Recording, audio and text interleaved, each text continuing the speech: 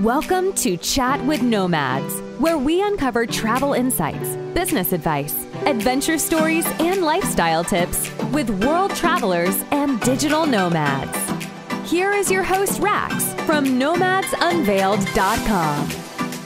Hi guys, welcome to another episode of Chat with Nomads. Our guest today has a very unique way of traveling, and she's able to do that because she managed to combine her passion for horses and travel together. We have the Equestrian Adventuress, Krystal Kelly. Hi Krystal, welcome to the show. Hey, super excited. Yeah, I'm excited to really hear about your story because I think it's good for you to give an introduction of yourself first, because when you say you travel with horses or you work with horses in over 20 countries, it's hard for like a layman person to imagine what kind of lifestyle this is actually, because it's obviously not like a very common job that you can move around everywhere, right? You have to be physically there to work with horses. So why don't you give an introduction of yourself and a bit of your traveling style, maybe? I am from America. I'm from California, but I actually left the USA in 2010, a little while ago.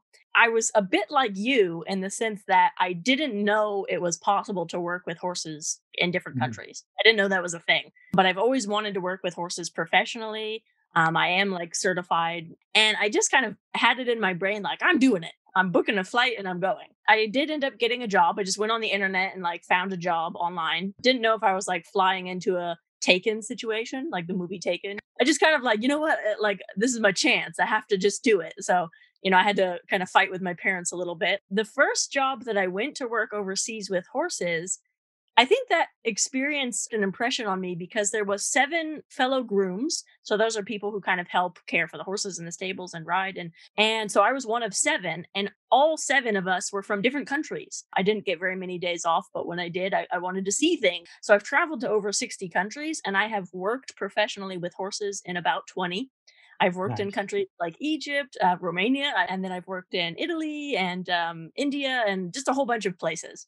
So yeah, I'm constantly traveling and working with horses. And also the other aspect is more recently I've been traveling. I kind of started my own online digital nomadism kind of thing here. So I have a YouTube channel and a podcast and all this stuff. So I travel, I make videos for my YouTube channel, riding horses, obviously. And then I also made an Amazon Prime series. I went to Greenland and I rode on horses around in Greenland for like a week. And, prior to that trip, like I didn't even know you could do that. And here I was in Greenland riding on these horses, and, there was icebergs floating right next to us and like cracking and breaking. And the horses aren't even bothered. Like they're so used to these icebergs just crashing. It's pretty cool. So I've got to travel to a lot of countries and start and develop riding clubs. I've started the only riding club in the country of Bhutan, for example. I've gotten to meet a lot of cool people. Yeah, that sounds super cool. Like you definitely have a lot of stuff that is going on for you, and you're doing a lot of different things. Like just hearing what you're saying, I kind of already have so many questions for you. Like people like you and me, and obviously probably your listeners, or there's so many places where it's very touristy and you can't escape the crowds. Like, everyone's there trying to take their selfies and you just want to see the darn building or something, and it gets really old for us, like more experienced travelers. So yeah, Greenland is one of those places. You can take all the selfies you want. No people's going to be in a single picture. It's a gorgeous country. The people were very interesting to talk to, very friendly. And it's just like a weird place. It feels like you're on Mars. Like it doesn't seem real. Now I'm even more intrigued to get there. After this whole COVID thing goes away, it's definitely on my list. Are the horses in Greenland the same as those in Iceland? They are actually. So what happened was the guy who kind of invited us to his farm to ride the horses. So they are Icelandic horses. They came from Iceland. So in the south, they do a lot of sheep farming. Basically, the guy was like, oh, let's bring some horses over from Iceland to help us. So these horses, their day job is actually herding sheep. So that's sort of what those horses were. Obviously in the winter, they don't have to herd any sheep. And I think like most of the months of the year, the horses are roaming in the mountains, basically wild. But yeah, the guy, he kind of caught them for us so we could come and ride them around for a week. And it was a lot of fun to ride them because sometimes when you go to some trail riding places, horses are just kind of used to following each other or something like that. But, it wasn't the case there. Those horses are like, they have a job to do. You're just kind of there for the enjoyment. They know their job.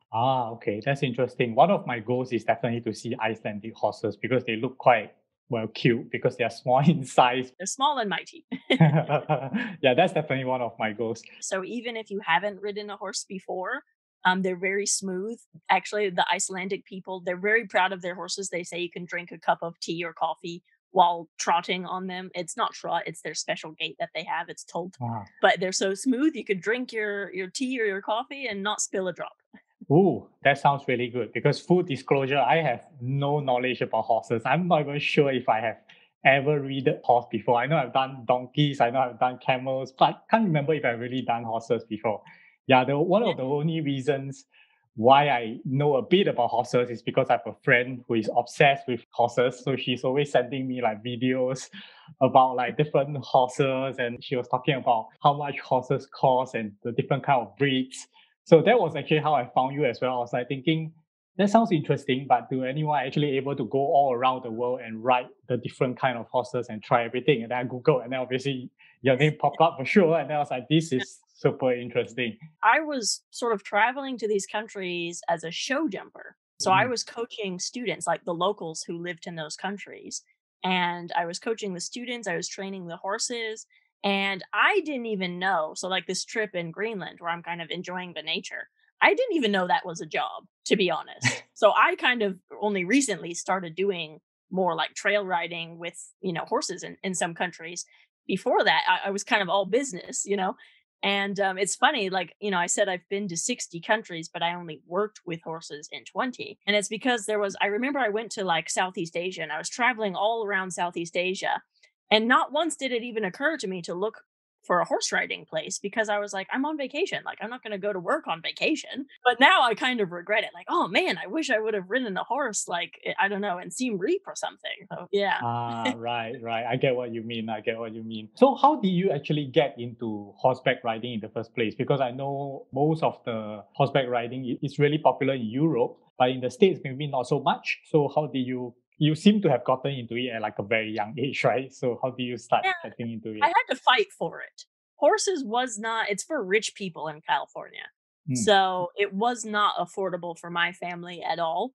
Luckily, I annoyed the crap out of my parents enough begging for riding lessons and things. And I promised to, pick stalls and stuff to work in exchange for paying my lessons and things, as every 9-year-old would promise, I'm sure. So, anyways, I could only actually afford to ride horses 2 times a month. I could take 2 riding lessons a month. It was a huge deal for my family because it was, expensive and it was a far drive. But I loved it so much, and I always kind of knew that I would work with horses someday. I didn't know anybody who had done that before. I didn't know it was possible. Everyone in my family tried to tell me, like, get a real job, someday you're Hmm. going to grow up and, join the military or be a nurse or like get a real job, basically. So I didn't know that it was possible. I just knew that I couldn't live without horses. And I knew I needed to work with horses because I loved them so much. I turned 15 years old.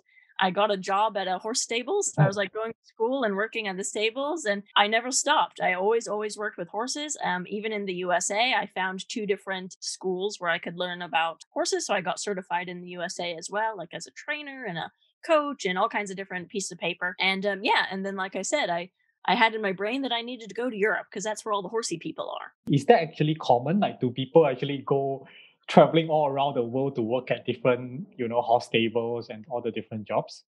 There is kind of a community of, let's say, job hoppers that do that. Especially, I know there's some websites like Workaway or something where, people post like volunteer stuff. I never worked at a volunteer. So there was a website, Yard and Groom, which I started with. And that's like a job website for horsey jobs. And there is a lot of jobs in other countries. So I started on that website because I didn't know anyone overseas. But then what happened, and it was really funny, was through word of mouth, people kept referring me jobs. I went to Romania, like I said, I got that job in Romania because of this other girl that I had met in the first job I had. And I had a job in Italy, also kind of word of mouth and an accident. And I had another job and this and that. And, I had sheikhs flying me out to Egypt, or I had this, or, I think once you start, it's very easy. There is a lot of job opportunities out there, and especially like, in India or in different countries, like they really need people who are certified to come and help some of the locals because they don't have access to a lot of these certifications or a lot of these kind of high quality schools for horses. So yeah, they really like, as soon as they hear that you're there or you're interested in coming and working, I think it is definitely doable to find work. Oh, that's interesting. But you must be really good at what you do. That's why, like, there's also the word of mouth, right? Yes, without bragging, but yes, I am good at what I do. I love what I do. So I definitely worked with a lot of like high end kind of students and things. Yep. So, it's a lot of wealthy people who have horses in a lot of these different countries. So you work with the wealthy people, and you have to work with them in a certain way, and you have to make sure that the horses are perfect and everything is perfect. So I was managing riding clubs, and one of the jobs I actually brought in architects and designed like the facility, and they had Wow. 70 horses and none of them were saddle trained. And I was one person, and I had like a team of I think 5 or 7 men who didn't speak English working underneath me. And I had to Mhm. show them everything. I had to teach them how to, like, okay, boys, we're training all 70 horses, how to have a saddle on them. So I had some very interesting experiences in different places, and I definitely learned a lot, horsey related, but also just life experiences. So For sure, for sure. So I know you started like the first, just now as you mentioned, you started like the first riding club in Bhutan, right? And I think people just say, oh, okay, you started a riding club. But I kind of assume like there's going to be a lot of challenges that you actually went through to make that even happen. Because on one hand, Bhutan is not even like a super accessible country, right? You need a special permit. yeah, And I think you're only able, like the normal tourists can only go to certain places. You can't like, exactly wander all over the place. yeah. And I don't reckon that is a country that speaks English like super fluently. So to start, I don't, and I have no idea if horseback riding is even popular in Bhutan. No, it wasn't. It's funny. So I was living in India at the time, Mhm. and I had seen a picture on the internet of the Tiger's Nest Temple, which Mm. is the famous temple in Bhutan. Yep. So if you haven't seen that picture, like, just look at it. I somehow found that picture on the internet, and it's like, as soon as I saw it, I was like, I have to go to Bhutan. Browsing for hours, trying to find if there was horses in Bhutan. And I researched and I found out, like you, there's like a $300 a day Mm. fee for tourists. I was poor. Like, I'm living in India getting rupees as a paycheck. I Yep. can't afford 300 US dollars a day to visit this country. And I was 22 years old at the time. I was very young. I had it in my brain. I'm like, I'm going to Bhutan. And within 1 week, I was on a flight to Bhutan because I had found one photo on the internet of a horse. It wasn't even a horse being ridden, it was just a horse. And somehow I found that photo, and I emailed the guy who had posted the photo or something. And it belonged to a man who owned a tourism company. And he said, "Oh my God, I want to make a horse riding like tour in Oh. Bhutan. It doesn't exist." And he's like, "I will pay for you to come and basically create, the only horse riding tour in the country." And so that's what I did. I was on a plane, and I was in Bhutan for a month. So yeah, I didn't have to pay like tourism fees or anything like that. I was there like to work to help implement the riding club. So I got to sort of live there, and so I got to see, Bhutan, the Bhutan that tourists don't get to see. It was definitely challenging, as you mentioned. So when I show up, the guy who owns the tour company didn't tell it's all men, obviously, didn't tell any of them that it was going to be a woman coming to teach them horse riding. So I show up, and I'm a tall, blonde, white, green eyed 22-year-old girl. And he's like, "Yeah, this is your boss for the next month. She's gonna teach you guys how to ride horses." And they all just kind of stared at me like, "Oh, I didn't even know that was possible. Like, women can ride horses." But you know what? We had the most fun. They were like such like, Bhutanese people are so happy and they laugh. They're just like such amazing people to be with. So I had a lot of fun. Definitely some scary situations with these men on these horses in these like remote trails. No one can help you, if somebody falls off, and I'm in charge, so I have to make sure everyone gets home alive, kind of a thing. It was a lot of fun. Now, of course, obviously the horses are all trained and everything is safe, and they have a program there for a long time now. So I've actually returned to Bhutan twice after that, and I actually brought my husband along with me for one of the trips, and then my mom for one of the other trips. They both got to kind of come and ride the horses, and it was a lot of fun to show them Bhutan. That's really nice. I also think layman people like me, when we think about horseback riding, doesn't really seem super dangerous or anything. But Right. on the professional sense of people who are in the industry, you guys know that if horses are wild and if you go into a trail and they lose control or they start galloping off themselves, it actually gets really dangerous for the riders, right? It's funny. So not last year. It was 2 years ago when I brought my mom. So I call him my Acho, which means big brother. So that's the guy who's now kind of giving all of the tours on Mhm. horseback. I taught him how to ride and blah, blah. And anyways, I call him my big brother, Acho. And so I'm there, and my mom had to take riding lessons just for this trip because when I ride horses, I'm not riding with tourists. So we're not walking. No, it's not slow. You need to be able to canter. You need to be able to gallop. You need to stay on. Okay. We're going to be running around in the trees and having fun.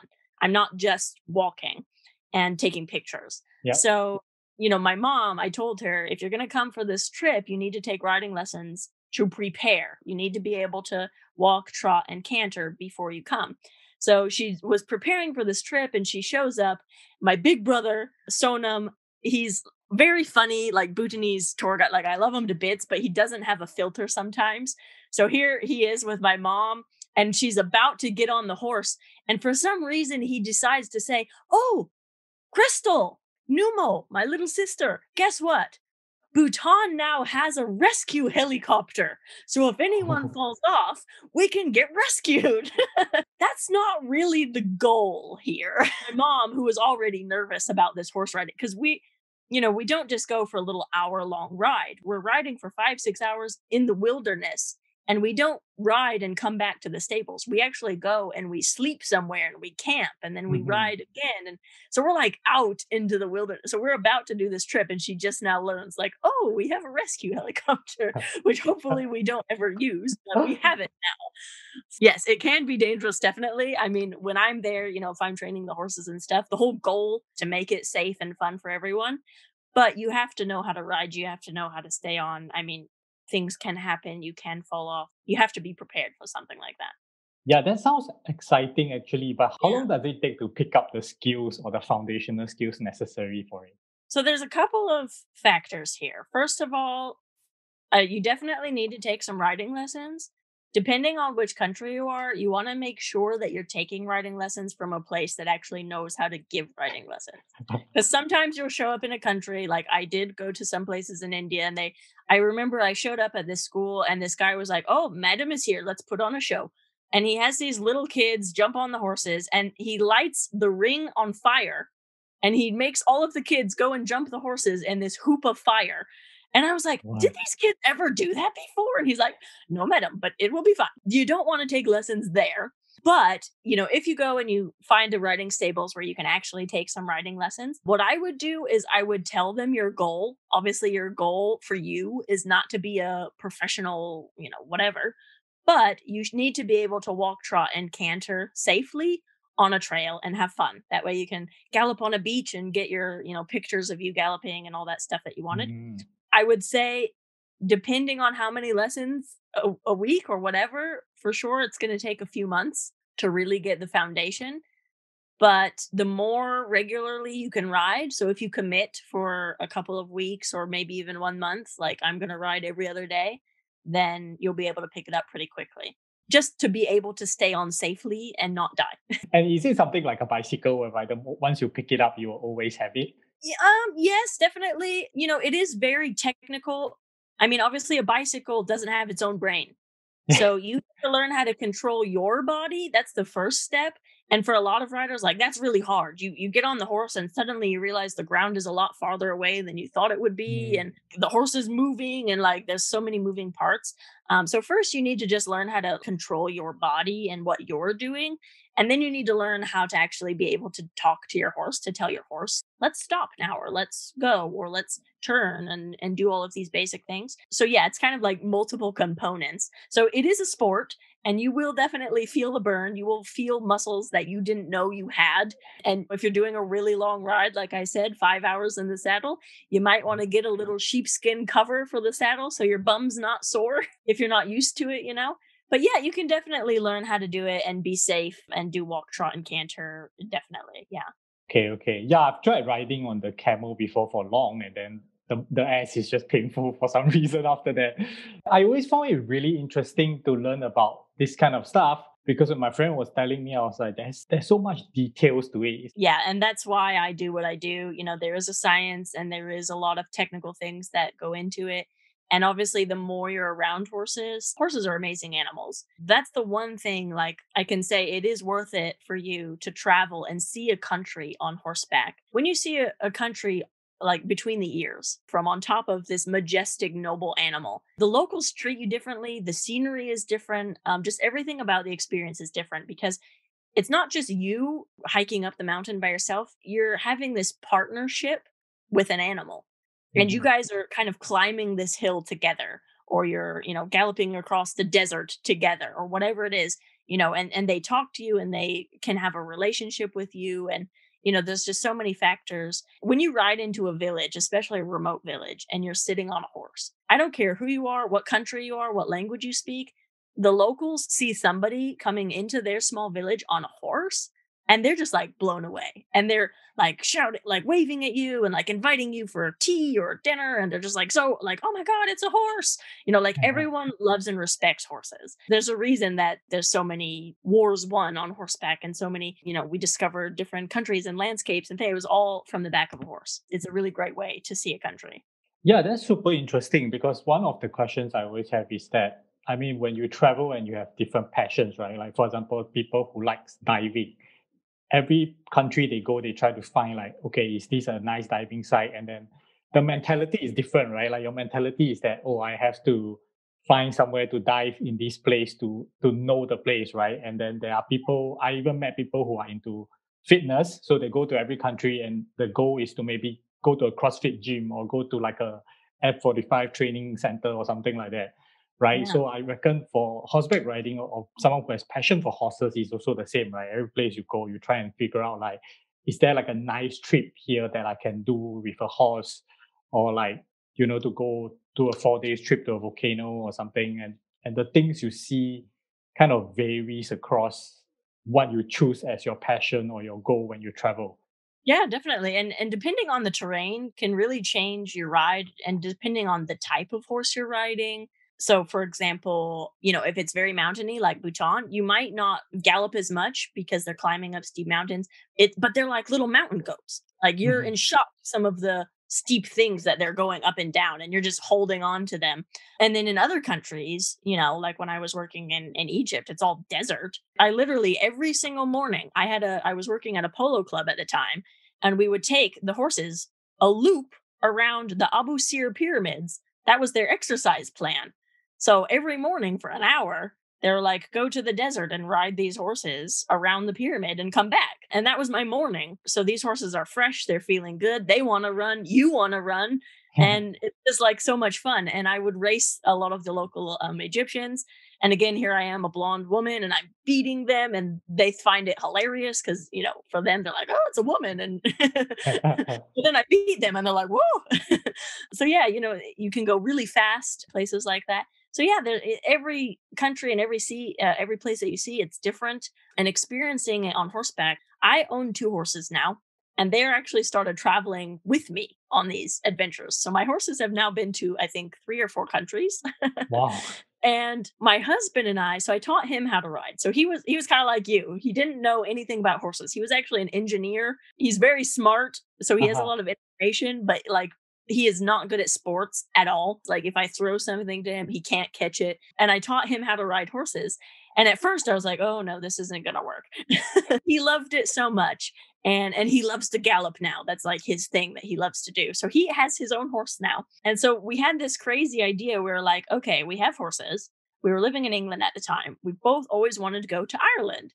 So we brought our two horses to Ireland and we spent 2 months riding them. We didn't have any plan. I bought these two really cheap saddlebags off of Amazon. My horses had never seen those before, so I kind of threw them on their back and saw how they reacted, and they were both fine with it. So I was like, all right, we're going on this trip. Anyways, so yeah, we were basically knocking on strangers' doors, asking for a place to stay every single night, which is a little bit stressful, but Yeah. people are very friendly. So most of the time, we always found a place, but most of the time they would know somebody in the next village, or they would try and hook us up and like refer us to someone or whatever. So it was a lot of fun. But the one thing that I remember is I feel like human beings our brains and our eyes are not meant to process the world at 60 miles an hour, like Mhm. driving in a car or in a train or in an airplane. Like our brains are not designed like from caveman days to process the world that fast. And suddenly here I was on my horse, and we were only walking because we have saddlebags and stuff. And every single day for 2 months, that's all we did. We got on our horses in the morning, we started walking, and in the evening we stopped riding and we would pitch our tent or, whatever. And then we would do the next day, the same thing. And I just remember like everything was in slow motion and I could actually look at things and see things. And it was like my brain could finally process the scenery, and Mm. and it was a very interesting experience. And when you're on a horse and we have in one day we would ride about 30-35 kilometers. So we would look at this big hill or mountain or whatever, and we're like, today we're riding over that mountain and on the other side and then down into the valley and blah next to the ocean.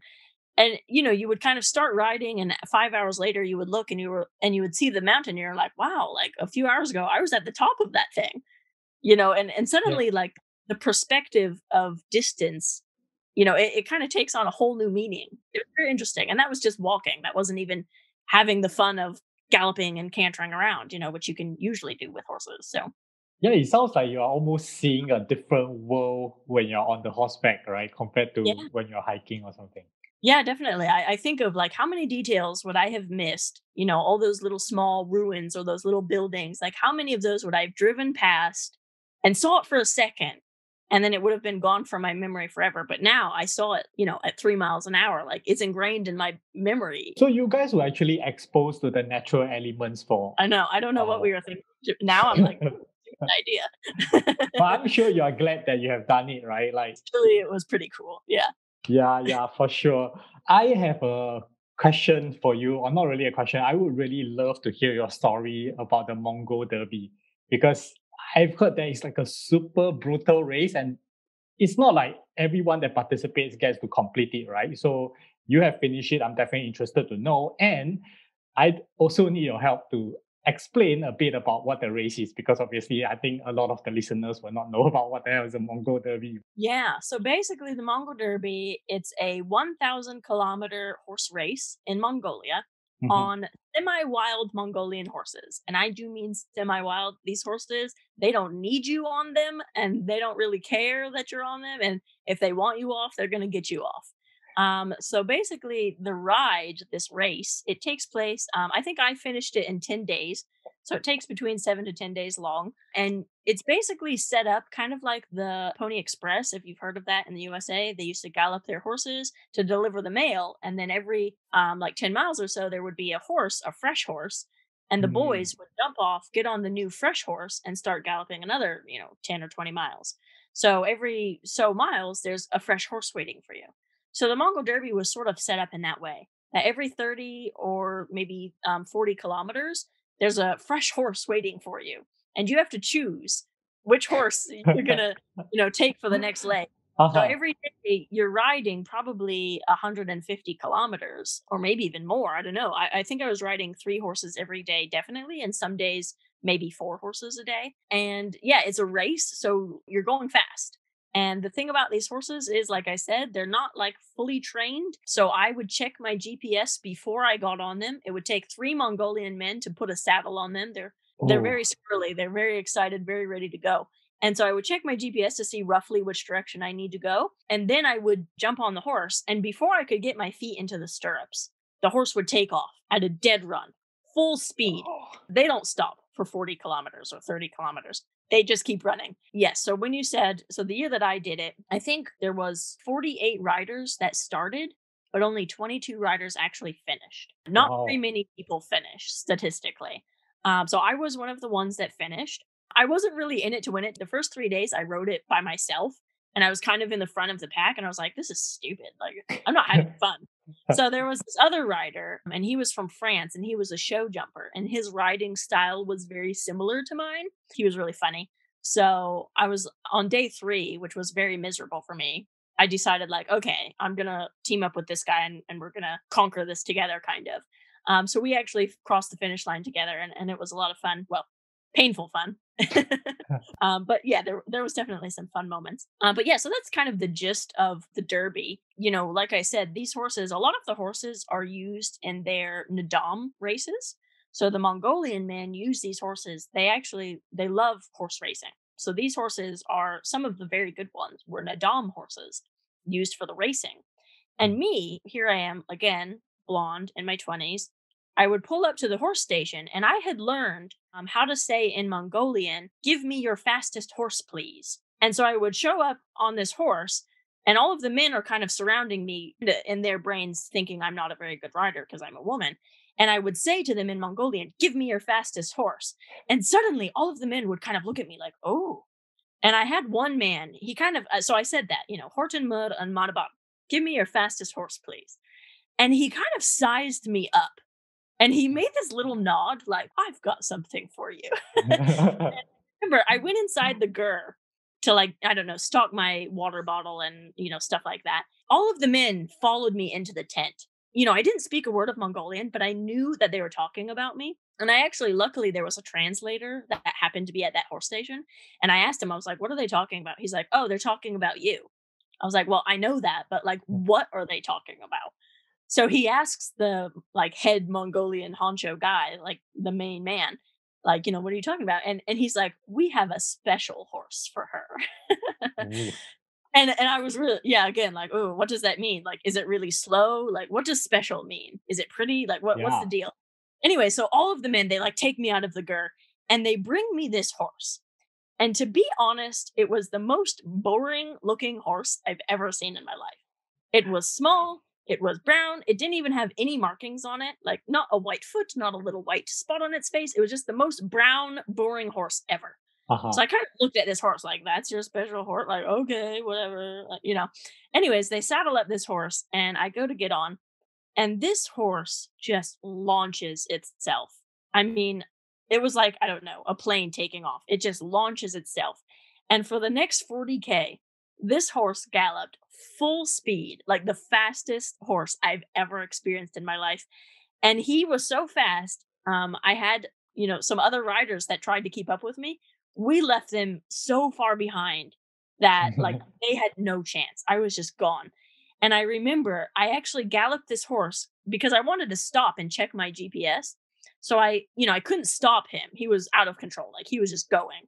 So I actually looked at the biggest mountain I could find and I pointed him up to the mountain, and he galloped all the way to the top of this mountain, finally slowing down just enough for me to kind of check my GPS. And I turned him around and he galloped full speed down the mountain and kept going. And I mean, that horse was like crazy. But I loved it. Like it was the most fun I've had. And I will forever remember that horse. So yeah, I pulled up into the horse station. They have vets that check the horses, to make sure that the horses are healthy and okay. And that horse, they check the horse's pulse. Because if the horse pulses down quickly, that means they're very fit and I didn't push him too hard or something like that. So, anyways, the vet checked his pulse. He had calmed down very quickly. He was like done. And yeah, so he had just galloped full speed for about 2.5 hours with me without even blinking, without even batting an eye. That was his special pony. So I was very happy that I got the special horse. Wow, that actually sounds, I mean, that sounds exciting for sure, but it also sounds scary. I'll be like, shit, this horse is like out of control. How do I even stop him or control him? Do you Yeah, actually get to control the horse or like? what I did, and this is why I think I survived the Derby and most of them don't. Most of the people go to the Derby and they try and control the horse, or they try and ride the horses like they're westernized horses, like first Mm. world horses with first world problems. Those horses don't care. They're wild. They have a job and they're doing it. You need to hold on or get out of the way. So if you start fussing with them or messing with them or, trying to do stuff, they're going to buck you off and just keep going. They don't need you. I remember at one point on that same horse, there's this very scary thing in the Mongolian steppes where there's marmot holes and you can't always see them. And at that speed, if a horse puts its foot in a marmot hole, I mean, the horse is going to flip, it's going to crush you, you're going to both die, probably. Wow. And I was on this horse, he was galloping full speed. And I remember there was I was in one of those prairies, and in my brain, I was thinking, oh my God, there's going to be a marmot hole, I'm going to die. And I remember telling myself, this horse lives here. He knows what a marmot hole looks like. Like, I don't know what a what it looks like. And so I was like, you know what? I'm just going to let this horse do what he knows how to do. And I'm not going to tell him what I think he should do at all. And that's what I did. I basically dropped the reins and was just hovering above him, not even interfering with him. And I just let him choose the way. As long as he was running in the direction roughly that I wanted him to run into, I didn't care and I didn't fuss with him. So you have to use your kind of common sense. Obviously, you don't want to go, there's marshes or there's things like you want to avoid those things. So you need to be smart. But for some reason, I think, cities don't make sense to me. Like I get lost every time I'm in a city. In Mongolia, everything really made sense to me. And I think Mongolia, you need instincts. If you have instincts and you can follow your gut and you're like, I think it's over there or that path looks safest, and you just go with your intuition and your gut, I think you're going to be fine. If you try and read it like a map, if you're pulling out your iPhone, like, where's Starbucks? You're not going to make it. Oh, that's interesting. I know most riders usually try and build a relationship with the horse before they go off, right? But in this case of this derby, you're just going on to the horse and... Not all horses were as fast as that one. I remember I did get a horse. He was horrible to ride. It was an awful... And, with the really horrible horses, if you get a horse which is very lazy, you're not going to, for 40 kilometers, try and, kick it and make it go. You're just not. Because you're going to wear yourself out. The horse is going to win or he's going to buck you off. So basically, it takes 2.5 hours on a fast horse to get from one horse station to the next. On a slow horse with mountains and marshes, it took me 7 hours to do one horse station. So, you know what? I just kind of like accepted the fact that I was riding a donkey. And I was like, I'm just going to look at the view for the next 7 hours. So, you have to kind of, based on the horse's personality, like you said, I can't build a huge bond with the horse, but 7 hours is enough. That horse and I can kind of understand each other and at least develop a mutual respect for each other. Just kind of get on with it. We have to coexist and hopefully we both make it to the horse station. Yeah, this is really interesting because the way you describe it is almost like every horse you ride is a travel companion, right? You're not actually alone. Oh, yeah. Oh, they have opinions. They have their own personalities. Every horse is different. You'll never ride the same horse twice. So yeah, and even, we own 2 horses, but every day is different with them. And we go and we see different experiences and sometimes stuff happened, even in our trip in Ireland, like stuff that we can't prepare for. I have no way of showing my horse a semi truck traveling 80 miles an hour until I'm on the road and the semi truck is coming at me. Do you know what I mean? Yep. So you have to I had to, develop that bond with my horse prior to that moment. But in the moment, that's where you find out how much that horse really trusts you. So, it's definitely an experience. And like you said, they have a soul, they have a mind, they have a personality, they have a heartbeat. It's not just you anymore. You're a team. For sure. And you have to trust the horse as well, right? Because I can imagine if today I'm riding a horse that I don't have not like get used to, and then we start going up a steep slope, I'll be like, shit, I don't know if I'm going to survive this. Well, and that's where I said, usually like the horses in Bhutan, they've been up and down those mountains so many times, like they're little mountain goats. I'm not going to tell them how to go up and down the mountain. I'm from California. I'm from the oceans. If I'm on my feet, I think I will be the first one to fall off the cliff. In those situations, honestly, 99% of the time, the horses know better than us. And it's better to just let the horse pick their path or choose their way. The exception is if you're someone like me, like, I'm a trainer. So I work with baby horses, like young horses that don't know the mountains.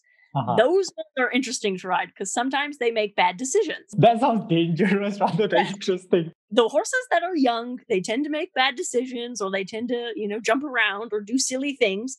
But yeah, beginner riders will never be in a situation where they'll ride. So speaking of which, have you had any misadventures before, like any incidents with horses that are, I don't know, getting an injury or something like that? I've never had a horse of mine get injured that I've ever worked with or ridden.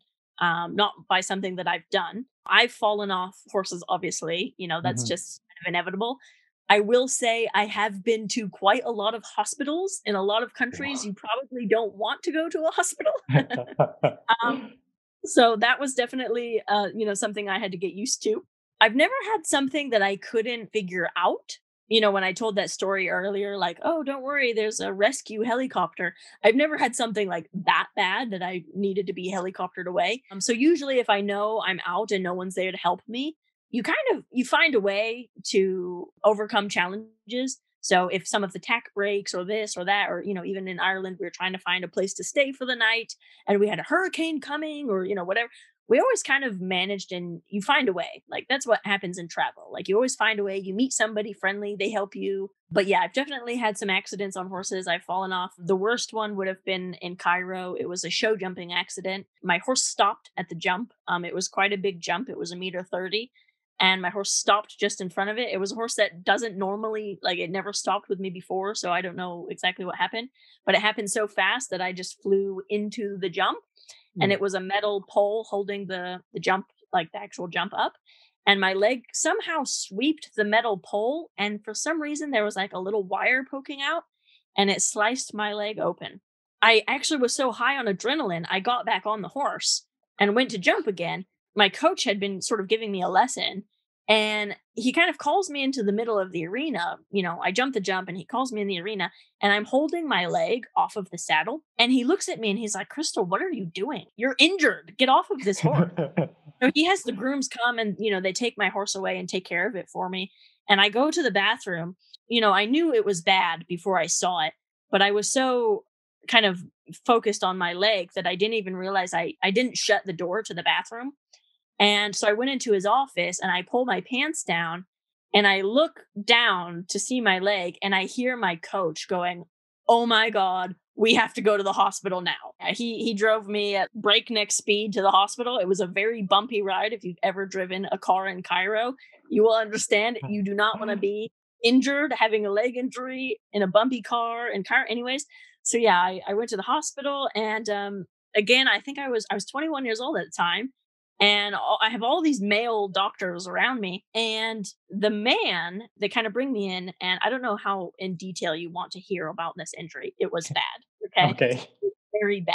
Anyways, the male doctor, he wasn't really taking me seriously. And he lays me on the table and he sees this injury on my leg. And his eyes pop. And he's like, why are you not crying? And I don't think he'd ever expected something like that. He had to stitch me up. I had to get 32 stitches. They had to sew the muscle and the leg. It was very, very bad. And every time I remember, again, this is Cairo. So I guess every man in the hospital heard that there was a blonde 21-year-old girl with her pants down. So every time the door would open and the nurses would come in and out to, I don't know, grab things or something, I would just see the door open and 20 men poking their head to the side, trying to peep through the door. Yeah, it was really weird. So anyways, yeah, that happened. And I was told that I wouldn't really be able to walk at all and blah, blah, blah. Maybe not going to be able to ride for the next 6 months or something. It was not a fun situation, but it never even occurred to me I should go home to America or something like that. So, I stayed in Egypt and I continued on with my work and yeah, I've just kind of moved on with my life. And let's talk about mindset and mentality, because from all your stories that I hear, you're obviously a very strong woman. I get that long-term travelers like us, we are used to a certain level of uncertainty, right? Because when you travel, plans are bound to change, things are about to happen.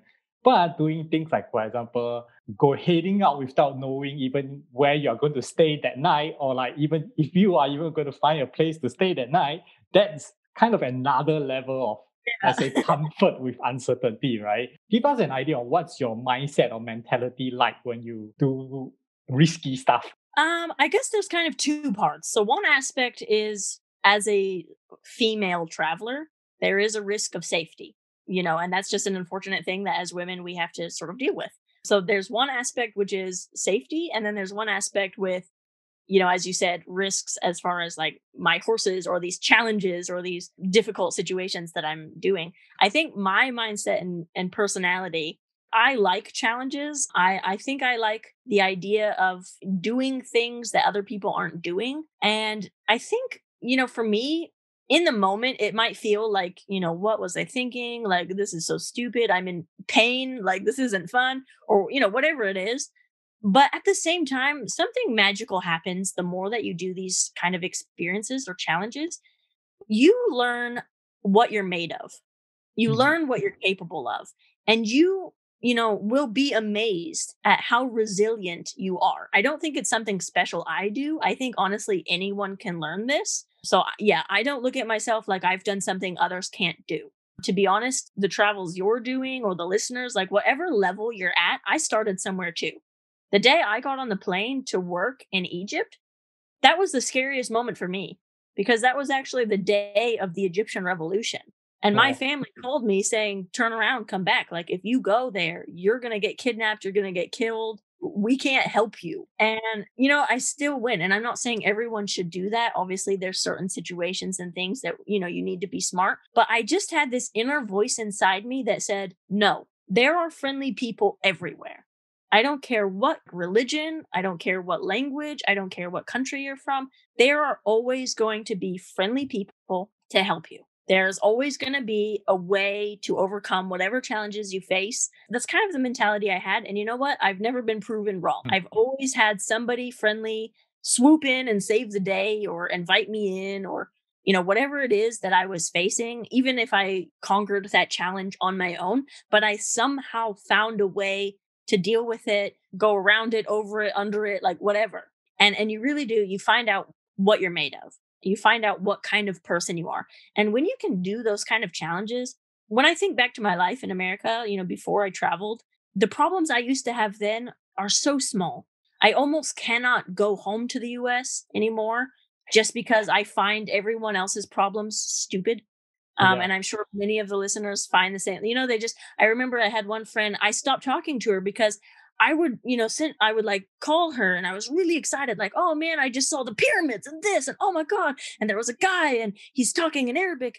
And she would be like, yeah, this one guy, I really like him, but he didn't like my Facebook post. Like, what should I do about that? Should I like his post or should I not? And I just couldn't cope with that anymore. Once you've kind of started doing those things and you find out what you're capable of, you almost can't go back to what you were doing before. So I think that's why at this point to you, you're hearing my stories and you're like, that sounds insane. But that's because I had a whole bunch of things happen leading up to that. And now I'm at the point that I need like something so completely insane to top the last thing that I almost like am just crazy at this point. For sure. I definitely agree with a lot of the things you just said. And honestly, 9 times out of 10, the good stuff that you're going to encounter there is so much better than you could even have imagined. That's true.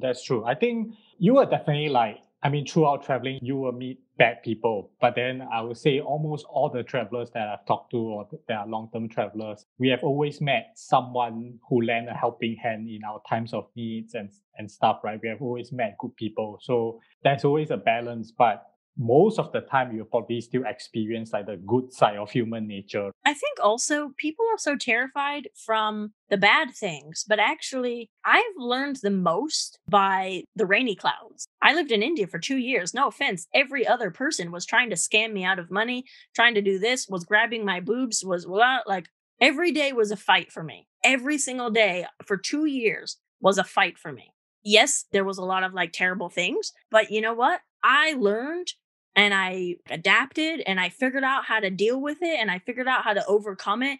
I figured out the secret sauce of, how to actually have fun there and, be safe and blah and check all these boxes.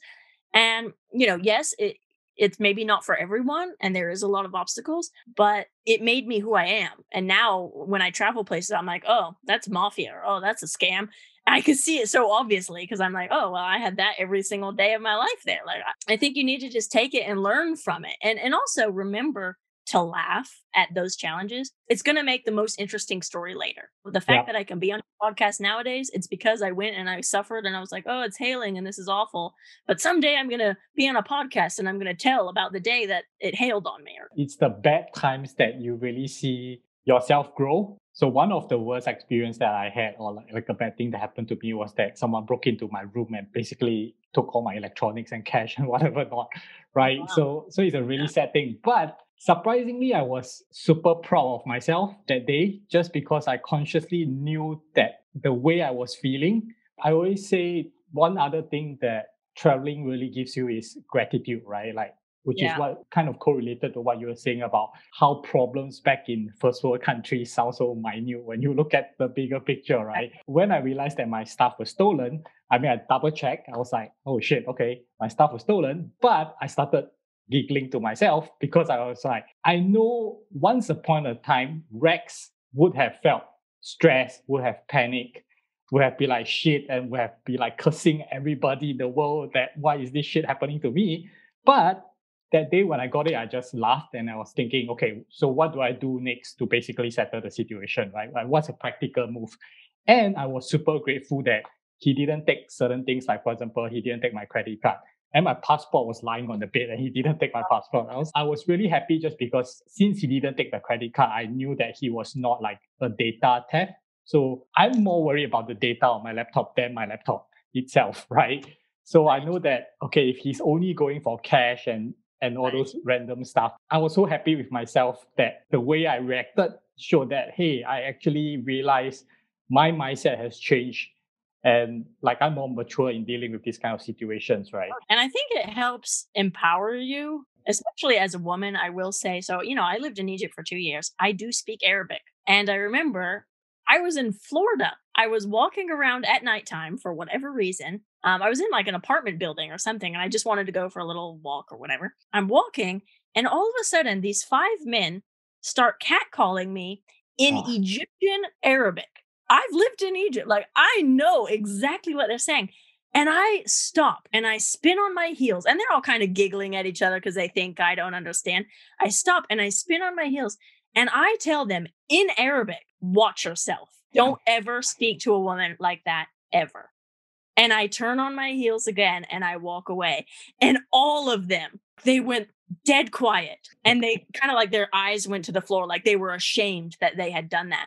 yeah. And the other boys kind of turned to the one who was really catcalling and they all went like, oh, and I remember that moment and I felt so like, ooh, I'm cool. Of all places, like I'm in Florida. And I just remember walking away from that and thinking, I probably just saved however many other women in Florida from getting catcalled by these boys. I can almost guarantee they're going to be terrified. Like I'm happy it happened to me because I could handle it. And I'm so happy it wasn't to some girl who couldn't have handled it or it could have escalated or, you know what I mean? You just don't know. And I killed it, and I kind of walked away from that like feeling like, man, I'm a badass. I know apart from horses and traveling, one of the other things that you are really into, and I can see from your personality as well, is the topic of female empowerment, right? You always Def- believe that a female can do as well as a male and there's nothing stopping based off the gender, right? So I know you're trying to do something, you're kind of touching on this topic through your business of the Equestrian Adventuress, right? So talk to us more about that and how you see the direction of it. Yeah, so Equestrian Adventuresses, it started out as a Facebook group. It kind of exploded, and I found out that there's a whole lot of women. It is a lot of women in Western countries who ride horses. So a whole lot of women who also really want to travel and they want to travel on horseback. They all kind of joined the community. So, we have a podcast, we have a YouTube show, we have an Amazon Prime series, like we have all kinds of things happening. But basically, the reason it started was because, I was traveling to all these places and at one point, I kind of felt alone. I was always solo. I was always doing all these awesome things. And I just felt like there has to be more than just me. Like, I can't be the only one doing this. And then at the same time, what you mentioned about women empowerment, I remember I was sitting in Bhutan and I was, working, training all of those men. And one of the young girls who was a couple years younger than me, she came up to me. She was the daughter of the man of the house we were staying. So she wasn't involved in the horses at all, but she had been watching me every day coming back from work with these men and having all these stories with the men. And she saw that they were all under me, that I was kind of in boss. So she kind of came up to me shyly one day and she was like, Krystal, I didn't know it was possible for women to ride horses. And I didn't know it was possible that women could work with horses. And she's like, now I know it's possible. And those words really meant something to me because I noticed that even when I was traveling and I was in India or I was in Egypt or whatever, even though maybe I was the only woman there at the time, or maybe I could kind of convince one or two girls to also ride or something, I did notice a shift, even in the men's attitudes, because what wasn't possible before I was there suddenly it was possible. And the men would come to me and they would ask me questions about horses, or they would see what I'm doing and they were really curious, some of them. So magical things was happening just because I'm a girl and I was riding a horse. It really meant something to me. So yeah, that's kind of why Adventuresses came to be. I wanted to share women's stories, not really my stories, but other women who are doing amazing things with horses in different countries. Some of them are, locals doing amazing things with horses. Like we have a woman from India. She's the only woman dentist, like horse dentist. So she shares an article. We have women coming on our podcast sharing their stories.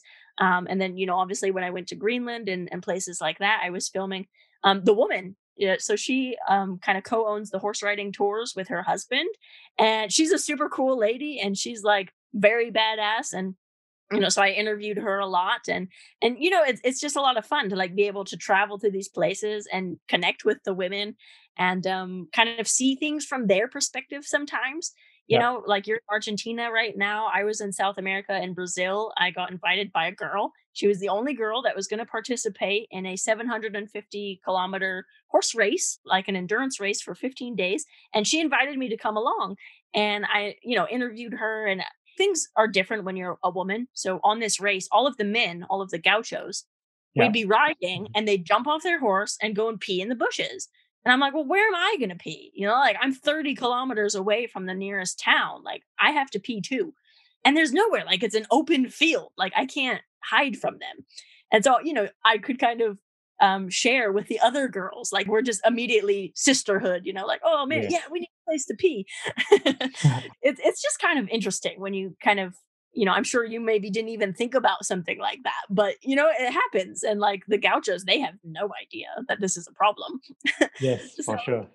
yeah, I think I personally enjoy it, and it's just a passion of mine. And I've been lucky enough to sort of make a business out of it. Yeah, love that, because I mean there's still a lot of cultures around the world whereby females are not as empowered as many different parts of the world, and it always take like just an example or someone to really break the barrier to change the minds of both, like you say, the young ladies who didn't know that that could be possible just because they are always looking at what they Exactly. only see in their surrounding, but now they're seeing, hey, this is possible, that is possible. Like we have the power or the ability to do all this different stuff, right? Yeah. Yeah, that's Yeah. definitely like really inspiring actually. Because, and like you say, sometimes I think it's always hard for guys to say like, we understand what you are facing, because I mean like there's no way I will ever understand. Let's just put it that way. Like, yes, I can say practically I understand what you're talking about, but not being in the shoes of that, I will Yeah. never truly feel it, right? And Yeah. sometimes looking at examples or reminders from the female population, then we realize, hey, we are maybe overlooking certain things, right? Like you say, where are they going to go to the Yeah. washroom, right? When I'm traveling as well, the men are very important to my safety as well. And Mhm. and I'll give an example. I did a car rally. This is actually how I met my husband. I met him in Azerbaijan on this car rally. And I was the only woman to drive from England to Mongolia and back solo. So no other girlie is doing this by herself. And I remember, so I had this situation happen where my car engine exploded in Kyrgyzstan. And the thing is, I had been traveling with this convoy of men, basically. And, they're from England, they're from Germany, they're from different countries. And I knew, because I've been doing this for a long time. I mean, I've been in India solo and, in remote places, not touristy places. Okay. The police are not going to help me. So, I've been in those situations. So I know how to handle myself. And I remember when my car engine exploded, and all of these men, British and German and different countries, they all left me there. They actually got in their cars and drove away, except for my husband. He followed me for a little bit and then he also drove away. So they all drove away. And I know that I'm able to handle myself, but just from the perspective, I would love it if men would kind of consider the gravity of that situation. I was a blonde solo woman with a car with no working engine in a country where, I mean, I had men actually grabbing me in Kyrgyzstan. I know how to handle it. It's fine. But you know what I mean? It's not an ideal situation for a woman, definitely. And I'm very far from the nearest like airport, or, it's like a 12-hour bus ride. So, they all drove away and they didn't think anything of it because they don't have to worry about stuff like that. It's so important, I think, for men when I travel with men, and I try and also help them to be aware Mhm. that they have a responsibility. Even if you just meet a backpacker and you're just hanging out for a couple of days and you part ways, you also kind of have this responsibility as a man, not to necessarily take care of us, but just be aware. You know what I Mm. mean? Just be aware of that we do have to kind of deal with these things. And just that by itself, oh man, it makes a big difference. It makes a big difference for us. And I've definitely, I've met some men that I've traveled and they've saved my life just because they were there, or they did, whatever it was. It's not just empower women, but we have to empower the men as well. It's kind of both. Yeah, for sure. I'm sure a lot of things that we do or we don't do are always a bit unconsciously, right? It just feels Exactly. natural and then you do it or you don't do it. But by knowing, like when you spread awareness about this kind of stuff, more people get educated from the men's side as well that, hey, we can actually hang around for a while just to make sure that she's safe or things like that. I think that's Yeah. actually very It's simple powerful. things like that because, when you're in a lot of countries, men respect other men. So just the fact that you're there, like if I'm in the Middle East, they're just going to assume you're my husband or whatever, and they're going to leave me alone. You know Mm. what I mean? So like just by default of you existing, suddenly my life is pleasant, So Yeah. even just that, like it's so simple, you don't even have to think about it. You just walk next to me.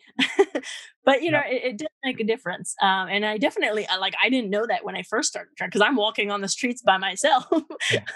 And and then suddenly one day there's like a man walking with me and I'm like, hey, nobody's grabbing me. Like, what's the difference? Yeah. Yeah, it's definitely interesting to see the different cultures in every place. And that's how we expand our knowledge and minds when we go to different countries and we see how people treat each other, or even for places like, I guess, Middle East or something like that. Definitely, I'm blonde and I like stand out in most places. And I'm 5'8", like I'm 3 feet taller than everyone else. But my friends, they'll walk around and do groceries and they're treated like a local person. So, it definitely does help. Okay, okay. So to close off, I think one of the topics that, and this might still be a quite a significant topic, is really the idea of how do you combine your passion and make it a business? Because you obviously did it, and I think a lot of people would love to be able to work in something they are really, really passionate about. So tell us about how do you really marry like your passion for horses and travel, and how can anybody do it with their passion? I think the one thing I did wrong when I started was I tried to do what everyone else is doing. So I was like, oh, everyone's blogging. I need to have a blog. And oh, everyone's YouTubing. I need to YouTube. And oh, everyone has a podcast. I need to have a podcast. And everyone's on Instagram. I have to be on Instagram.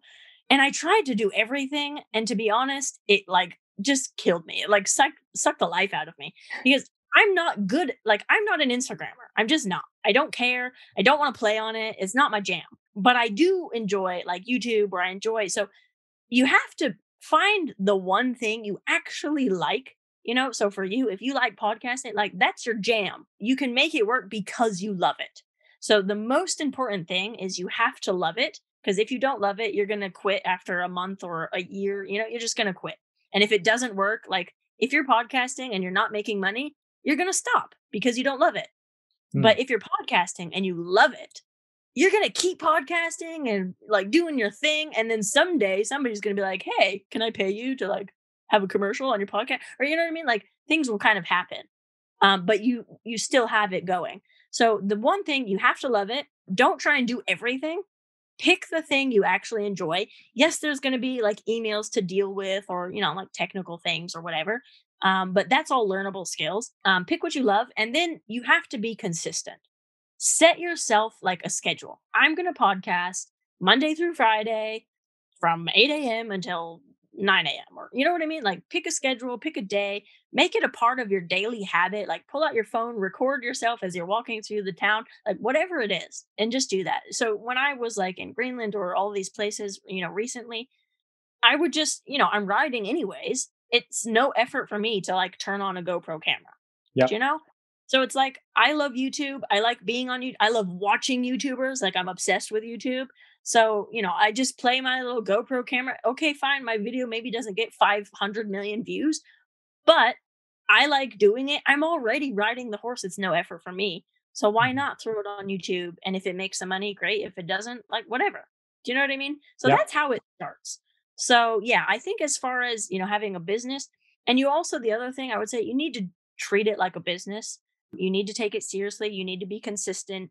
You need to learn the skills needed, to have a whatever, a website or whatever the basic thing you need. And also exactly like, what you're doing, connect with other people.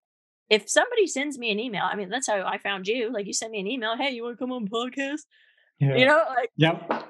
you know what I mean? Like reach out to people.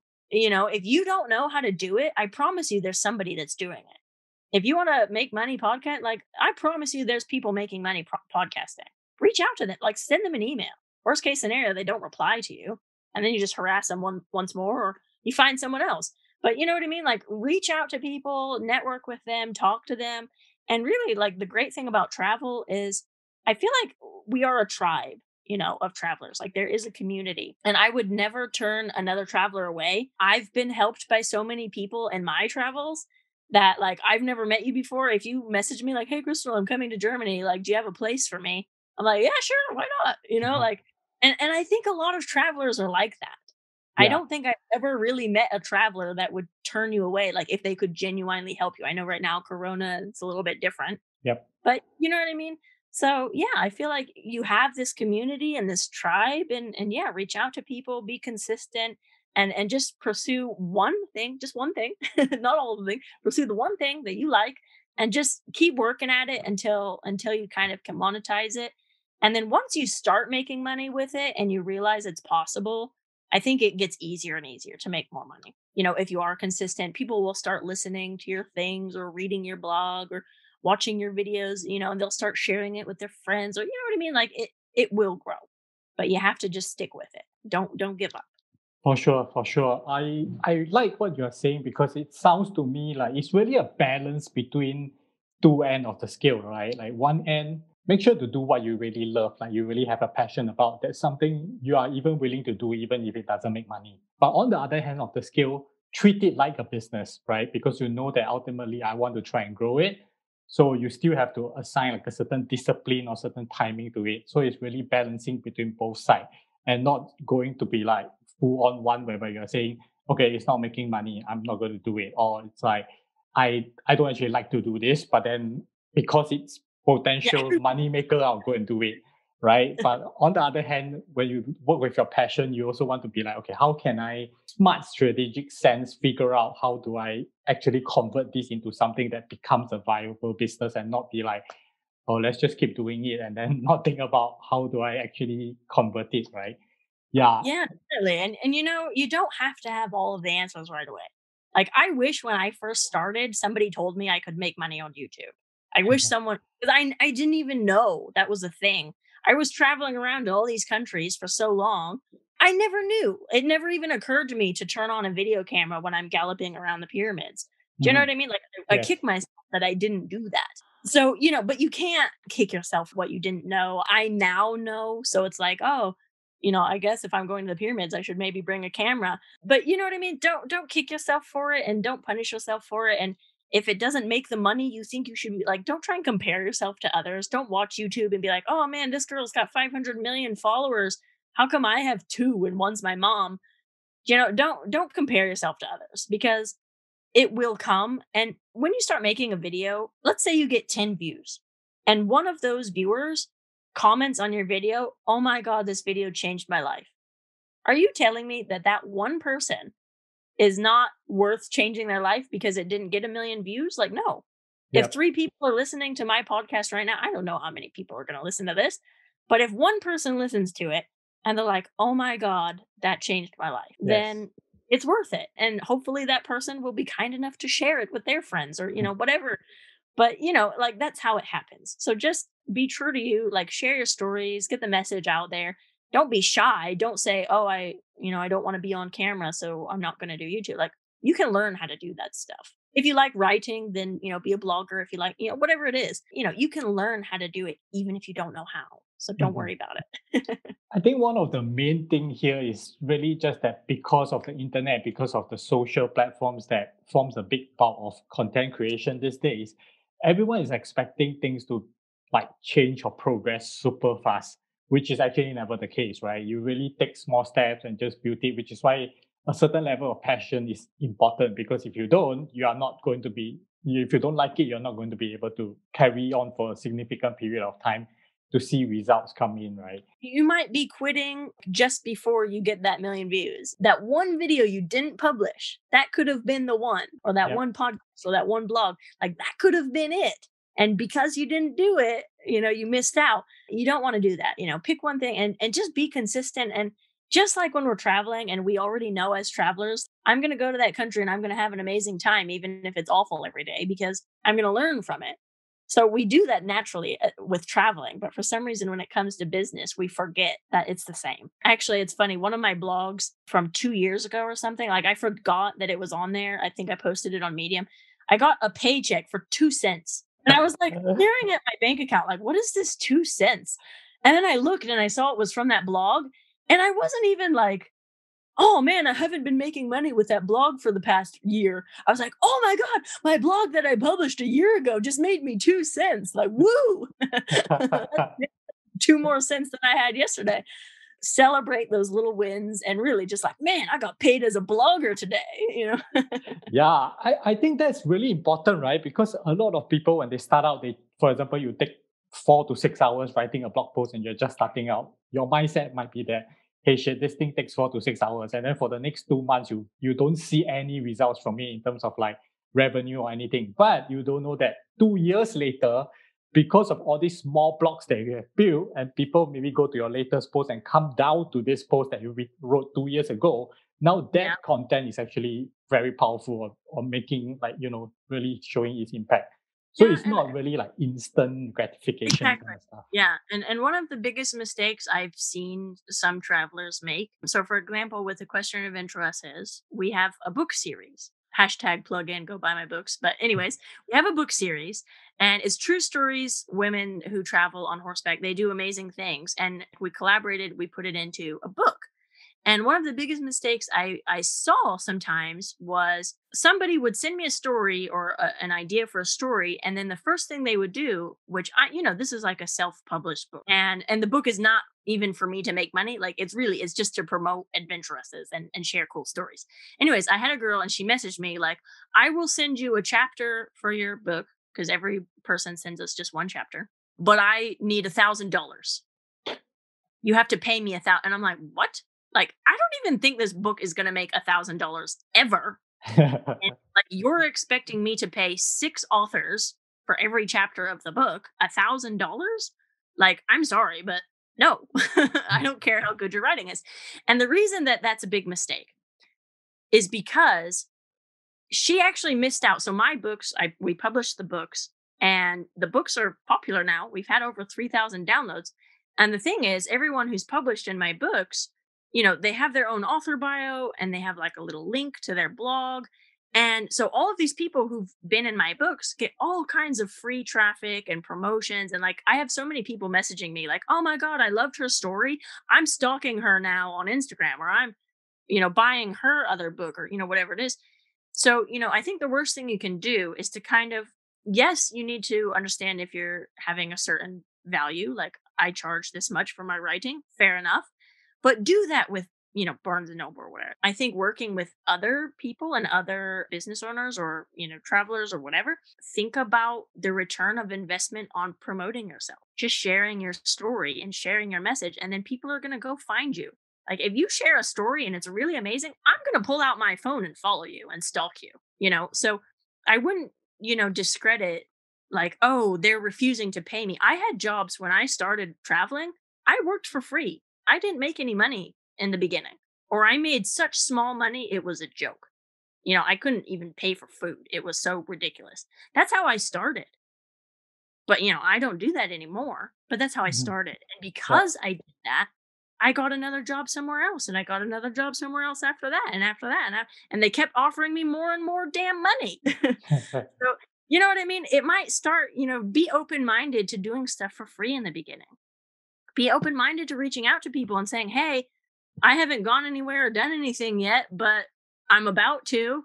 Would you mind if I sent you a blog once a week? Be creative, reach out. Like, don't just close yourself off and say, oh, I need $5,000. a month, and I'm not going to do anything less than that. Yeah, I think this actually adds on to your point about collaboration being like important, because when you speak with other people or when you guys do things together, I really see two benefits. Well, first, obviously, you each reach out to an audience that might not have known you. You yourself really learn a lot from the other person that you are speaking to, right? So for example, when I did this podcast, so one thing is that I'm actually not like super confident in front of camera or anything. I've never done YouTube and stuff like that because I never wanted to be filming myself or anything. But I always had this passion of really listening to the stories of others, because it's simply the same case when I go to a hostel and I like to talk to people and hear their stories. I learn a lot from them. Initially, I was doing it in written form, but I thought, why not just do a podcast then? Easier for me to speak. I like talking more than I like writing. Speaking to someone, and we get to reach out more to people who like we might not have met. And this podcast has like, when I did it, that there's no intention whatsoever. I don't even have a revenue model or a shit in place, right? I'm just doing it for fun. I think it's interesting and I get to know people. But I kind of already know that knowing all of my guests will bring me opportunities in future. Yes, you do need to consider maybe your time investment in certain things. But I would say a lot of things today are, you just never know what turns out. The more people you talk to, suddenly your world opens up like a lot more. If you want to make money doing something, I mean, there's people making money on TikTok. I don't know how, but they are. It's like, I don't know. There's so many things that you can do nowadays that didn't exist when I first started. Like I said, I wish somebody would have told me 10 years ago about YouTube. Like I had no idea. But there's so many opportunities nowadays. As long as you try and put yourself out there, I honestly believe you can make money doing anything. The internet today is just super powerful, that is opening up opportunities to a lot of, in some sense, I'm fearing a bit because I know that the generation after me, they have so many opportunities. They are going to move up so fast if they put in the effort, because they have a huge infrastructure there that was never ready for us when we were young, you see. That's kind of a bit threatening to me in some sense, to be honest. Right now, we're kind of talking about the digital nomadism.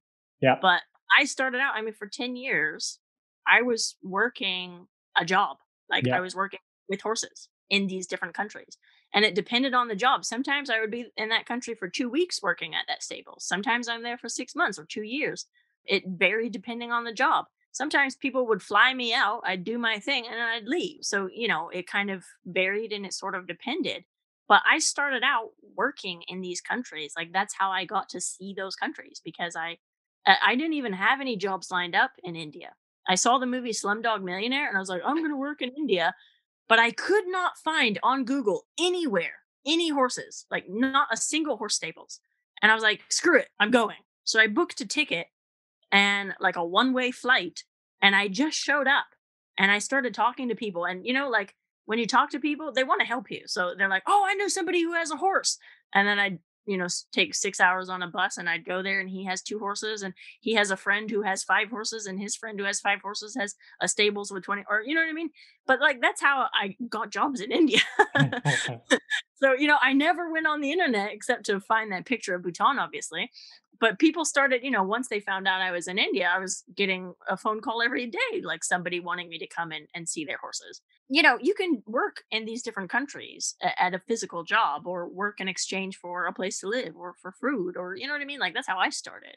There's so many opportunities, like really, if you are skilled in anything, like think about what you're skilled in. There's people in every country that need those skills. There's so many opportunities. Now, especially we are so connected, it's really way easier to find a lot of these things and not have to take as much as risk as you did when you first started and just fly off without even a job confirmation or anything. So Krystal, it has been really, really great talking to you, because I know this has been like super engaging talk just because I didn't plan it to even be this long, but we just got talking and there's just so much to talk about. There's like your travel stories that I'm still intrigued to hear more actually. And then this whole value about traveling, female empowerment, and especially like business tips and lifestyle tips about, how to approach certain things with the right mentality. I think that was like really, really great. Thank you for listening to Chat with Nomads. Please remember to subscribe and leave a review wherever you listen to your podcasts. And be sure to share with your friends. Also, we'd love to know what topics you'd like to hear more about. To stay updated on the latest, join us on our mailing list at chatwithnomads.com. You can also find more travel and nomading tips at Nomads Unveiled.